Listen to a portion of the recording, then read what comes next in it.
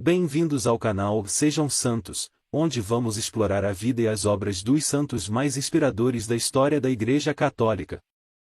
Nós vamos compartilhar suas histórias, seus ensinamentos e seus exemplos de virtudes, esperando que possam nos inspirar a viver de acordo com os ensinamentos de Cristo. Então, se você quer aprender mais sobre esses santos e descobrir como suas vidas podem ser caminhos que nos levam a Jesus Cristo para nós hoje, inscreva-se no nosso canal e deixe o seu like. Inscreva-se hoje mesmo, divulgue nosso canal a seus amigos e comunidades e nos ajude o nosso canal para que possamos alcançar mais pessoas na divulgação a conhecer mais a vida dos santos. Onde a santidade é uma jornada diária. Faça parte dessa comunidade de busca pela santidade.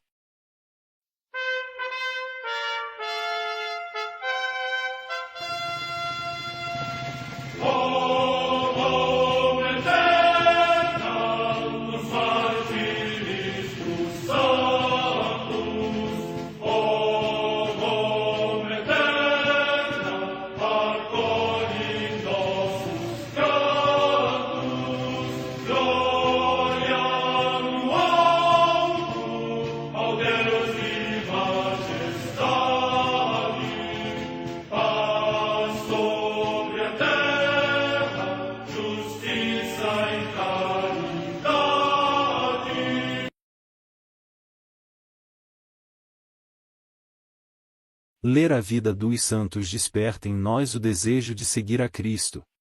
Através de suas vidas podemos aprender as virtudes, a sabedoria e o amor de Deus. Cada santo nos oferece um modelo de vida a ser imitado, como diz São Paulo na carta aos Hebreus, capítulo 12, versículo 1. Estamos rodeados por uma nuvem de testemunhas. A Igreja foi fundada por nosso Senhor Jesus Cristo não apenas como uma instituição, mas uma autêntica família. Os santos mártires, confessores, doutores, as virgens, os santos pastores e todos os demais santos são realmente nossos irmãos que nos precederam no caminho da fé e já estão no céu, para onde também iremos nós, pela graça de Deus. Portanto, sede santos, assim como o vosso Pai Celeste é santo. Mateus capítulo 5, versículo 48. Hoje, dia 9 de março, celebra a Igreja a vida dessa grande santa. Santa Francisca Romana. A Santa Madre Igreja celebra também nesse dia 9 de março os santos. Em Sebaste, na antiga Armênia, hoje Sivas, na Turquia, a paixão dos santos 40 soldados da Capadócia, que, unidos não pelo sangue mas pela fé e obediência à vontade do Pai Celeste, no tempo do imperador Licínio, depois de sofrerem os cárceres e outros cruéis tormentos, foram expostos ao ar livre durante um inverno extremamente frio e obrigados a passar a noite num lago gelado. Finalmente, foram-lhes quebradas as pernas e assim consumaram o seu glorioso martírio. Morte no ano 320. Em Barcelona, na Espanha tarraconense, São Paciano, bispo, que, na pregação da fé, afirmava: cristão é o meu nome e católico o meu apelido. Morte no ano 390.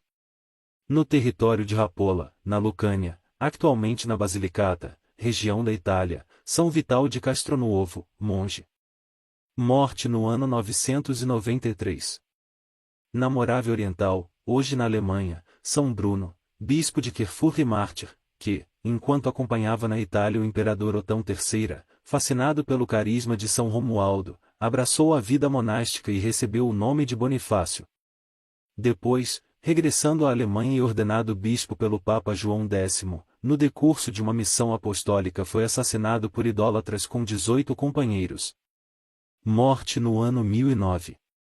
6. Em Bolonha, na Emília-Romanha, região da Itália, Santa Catarina, Virgem da Ordem de Santa Clara, que, sendo ilustre nas artes liberais, mas ainda mais ilustre pelos dons místicos e pelas virtudes da penitência e da humildade, foi mestra das Virgens consagradas. Morte no ano 1463. 7. Em Mondônio, no Piemonte, região da Itália, São Domingos Sávio, que, dotado de ânimo afável e jovial já desde a infância, ainda adolescente percorreu velozmente o caminho da perfeição cristã. Morte no ano 1857. 8. Em Neikore, na Coreia, os santos mártires Pedro Choeon e João Batista Chonchaun, pais de família, que, por terem administrado o batismo e editado livros cristãos, foram condenados a vários suplícios e permaneceram de tal modo constantes na fé que causaram admiração aos seus perseguidores. Morte no ano 1866. Vida de Santa Francisca Romana. Mulher forte, como a da Sagrada Escritura, a mais romana de todas as santas, iluminou as almas e socorreu os necessitados num dos mais conturbados períodos da história da Igreja. O Divino Salvador instituiu sua Igreja sobre alicerces bem seguros. Tu és Pedro, e sobre esta pedra edificarei a minha Igreja, as portas do inferno não prevalecerão contra ela. Mt 16, 18. Mas, ao longo da história, as forças infernais não deixaram de investir contra essa rocha inabalável. Uma dessas investidas teve início com as agitações políticas e sociais que forçaram o Papa Clemente V a transferir, em 1309, a sede do papado para a cidade francesa de Avignon, onde os sucessores de Pedro permaneceram até 1376. Foi um longo período de conturbações que culminaram no Grande Cisma do Ocidente, de 1378 a 1417. A eclosão do cisma veio agravar ainda mais a situação, a ponto de a Cidade Eterna ficar reduzida a uma situação de miséria, açoitada por guerras, carestia e pestes. Nesse contexto, destacou-se como luminoso anjo da caridade uma jovem dama da alta nobreza, Santa Francisca Romana, a qual, por sua prodigiosa atividade em favor dos pobres e doentes, conquistou o honroso título de Advocata Urbis, advogada da cidade. Piedade precoce. Nascida em 1384, Francisca pertencia a uma rica família de patrícios romanos. Seus pais, Paulo Bussa de Leone e Jacovella de Brofededeschi, proporcionaram-lhe uma primorosa educação cristã. Desde a mais tenra idade, acompanhava a mãe nas práticas de piedade, como abstinências, orações, leituras espirituais e visitas a igrejas onde pudessem lucrar indulgências. Frequentava muito a Basílica de Santa Maria Nova, a preferida de sua mãe, confiada aos monges beneditinos de Monte Oliveto. Ali, Francisca começou a receber, ainda criança, direção espiritual de Frei Antônio de Monte Savelo, com quem se confessava todas as quartas-feiras. Aos 11 anos, manifestou o desejo de consagrar-se a Deus pelo voto de virgindade. Sua inclinação para a vida monástica se fez notar quando, em aconselho do diretor espiritual, para provar a autenticidade de sua vocação, começou a praticar em casa algumas austeridades próprias a certas ordens religiosas femininas. Seu pai, porém, opôs-se a esses infantis projetos, pois ela estava já prometida em casamento a Lourenço Ponziani, jovem de nobre família, bom caráter e grande fortuna. Esposa exemplar. Francisca foi sempre esposa exemplar. Por desejo do marido, apresentava-se em público com a categoria de dama romana, usando belas joias e suntuosos trajes. Mas debaixo deles vestia uma tosca túnica de tecido ordinário. Dedicava à oração suas horas livres, e nunca negligenciava as práticas de vida interior. Transformou em oratório um salão do palácio e aí passava longas horas de vigília noturna, acompanhada por Vanosa.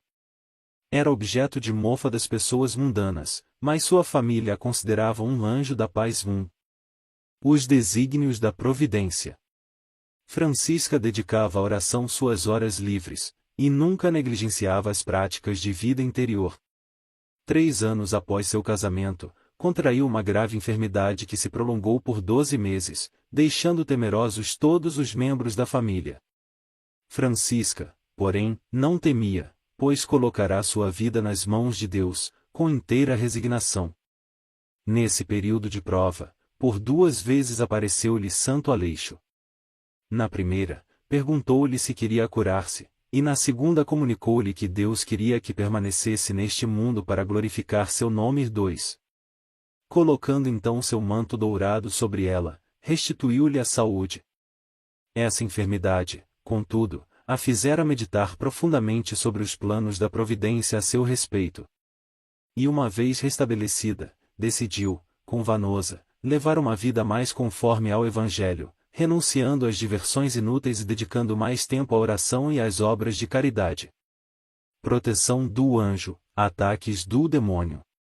Foi nessa época que Deus enviou-lhe um anjo especial para guiá-la na via da purificação. Ela não o via, mas ele estava constantemente a seu lado e se manifestava por meio de sinais claros. Além de amigo e conselheiro, era vigilante admoestador, que a castigava quando ela cometia qualquer pequena falta. Certa vez em que Francisca, por respeito humano, não interrompeu uma conversa superficial e frívola, ele aplicou-lhe na face um golpe tão forte que deixou sua marca por vários dias e foi ouvido na sala inteira.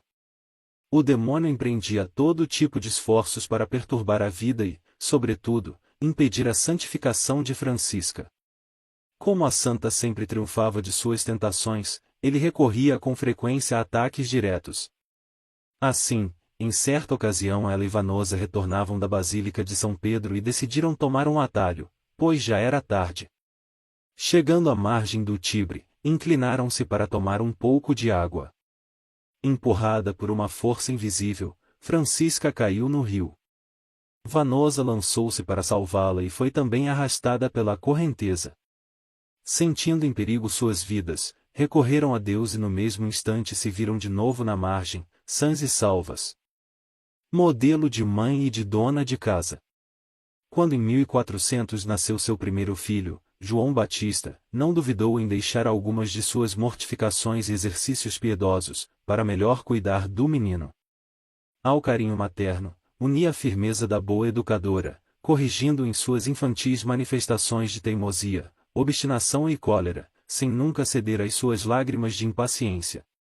Foi modelo de mãe igualmente para João Evangelista e Inês, que nasceram alguns anos depois.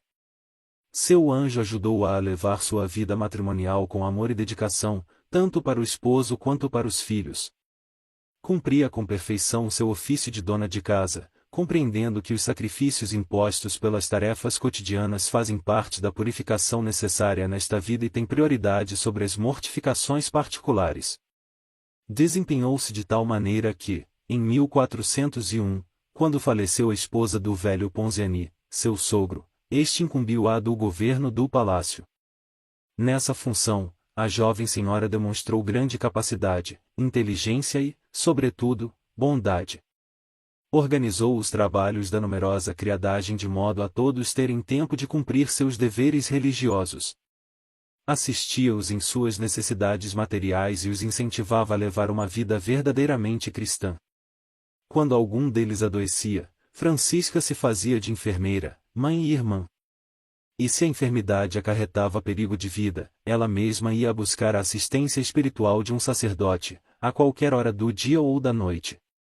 Prodígios realizados em vida. Por volta de 1413, a fome se abateu sobre Roma. O sogro de Francisca alarmou-se ao ver que ela continuava muito generosa em ajudar os necessitados, distribuindo-lhes parte das provisões que ele reservara para sustento da família, e proibiu-a de fazê-lo. Não podendo mais a caridosa dama dispor daqueles víveres para socorrer os famintos, começou a pedir esmolas para eles.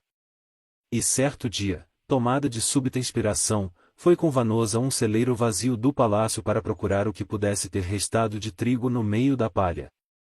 À custa de paciente trabalho, conseguiram recolher alguns poucos quilos do desejado grão.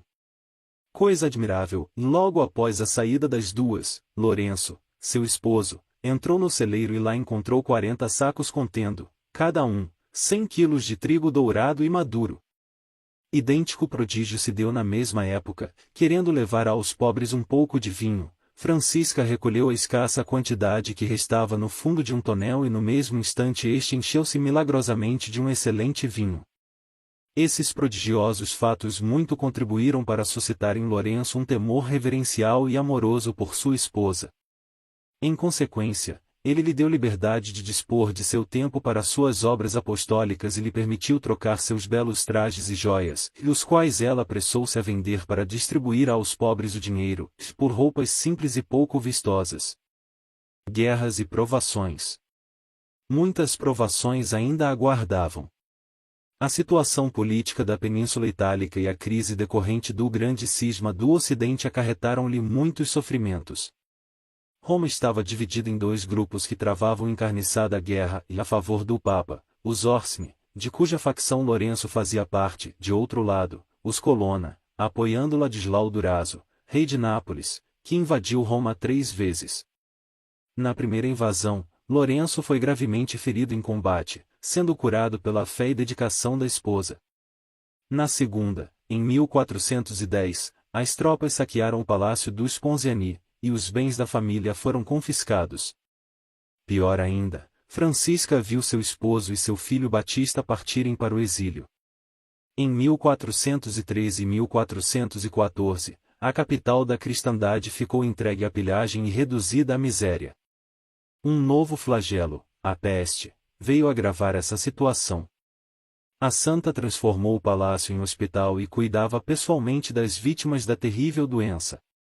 Era um anjo da caridade naquela infeliz cidade assolada pelo infortúnio. Sua própria família não ficou imune a essa tragédia, e em 1413 morreu Evangelista, seu filho mais novo, e no ano seguinte a pequena Inês. Por fim, ela também contraiu a doença, mas foi milagrosamente curada por Deus. Em meio a guerras e a peste, Francisca foi um anjo da caridade naquela infeliz cidade assolada pelo infortúnio. Visões e dons sobrenaturais. Ainda em 1413, apareceu-lhe seu filho falecido havia pouco, tendo a seu lado um jovem do mesmo tamanho, parecendo ser da mesma idade, mas muito mais belo. És realmente tu, filho do meu coração? Perguntou ela. Ele respondeu que estava no céu, junto com aquele esplendoroso arcanjo que o Senhor lhe enviava para auxiliá-lo em sua peregrinação terrestre. Dia e noite o verás ao teu lado e ele te assistirá em tudo, e acrescentou.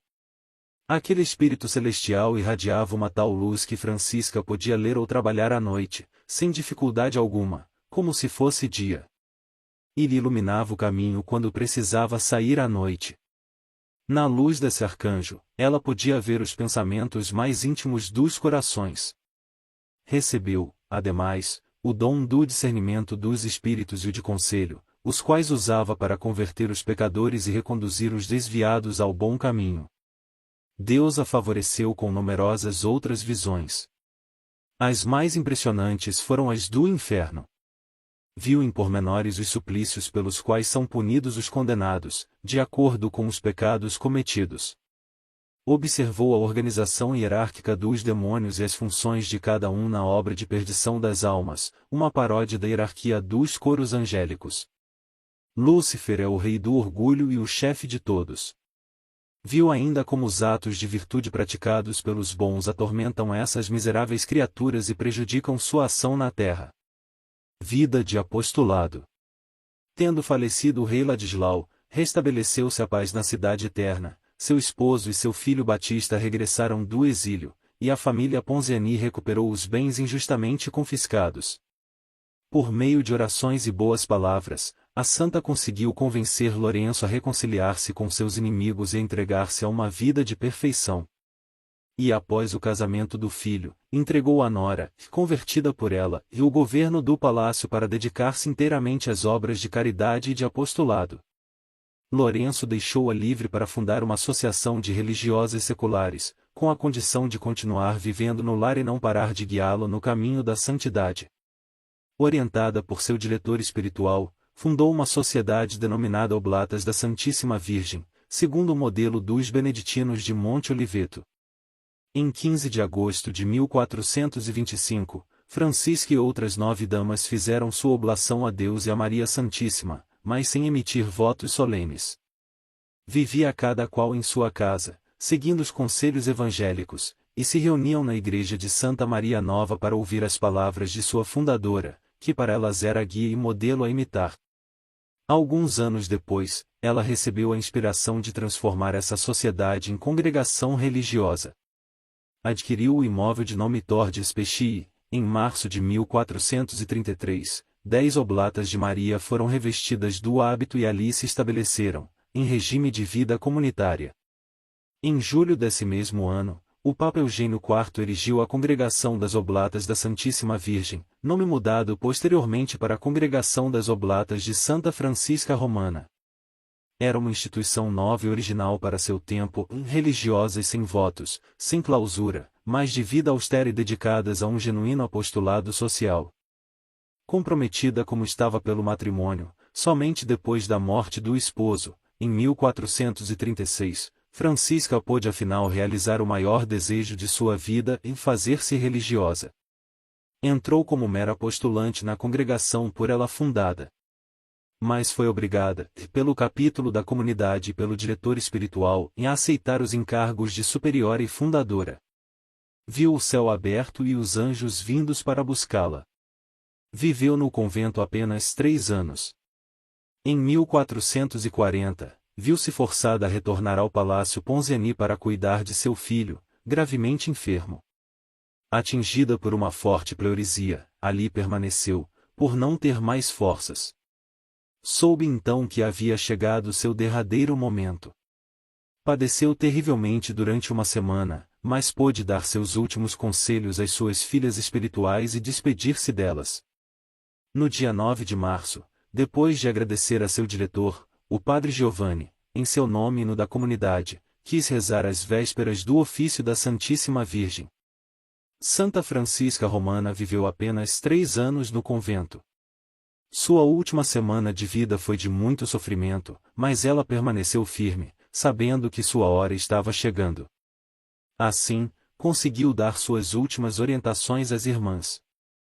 Com os olhos muito brilhantes, dizia estar vendo o céu aberto e haverem chegado os anjos para buscá-la.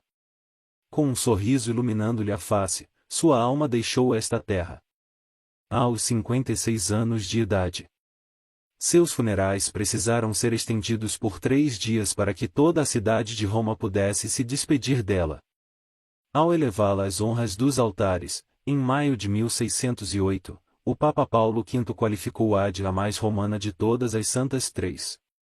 E o cardeal São Roberto Bellarmino, que contribuíra decisivamente, com seu voto, para a canonização, declarou no consistório, na proclamação da santidade de Francisca será de admirável proveito para classes muito diferentes de pessoas, as virgens, as mulheres casadas, as viúvas e as religiosas. 4 séculos depois, o cardeal Ângelo Sodano traçava dela este quadro, lendo sua vida, parece que nos deparamos com uma daquelas mulheres fortes, das quais estão repletos os livros sagrados e as páginas da história da Igreja. Mulher de ação, Francisca auria, contudo, de uma intensa vida de oração a força necessária para seu apostolado social.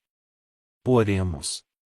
Ó Deus, que destes a Santa Francisca Romana a graça de viver o sacramento do matrimônio, a maternidade e a vida religiosa com toda fidelidade e perseverança, dai também a nós a graça de vivermos bem nosso estado de vida, casados, solteiros ou consagrados.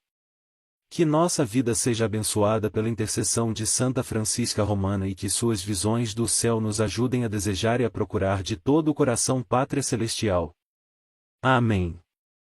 Santa Francisca Romana, rogai por nós.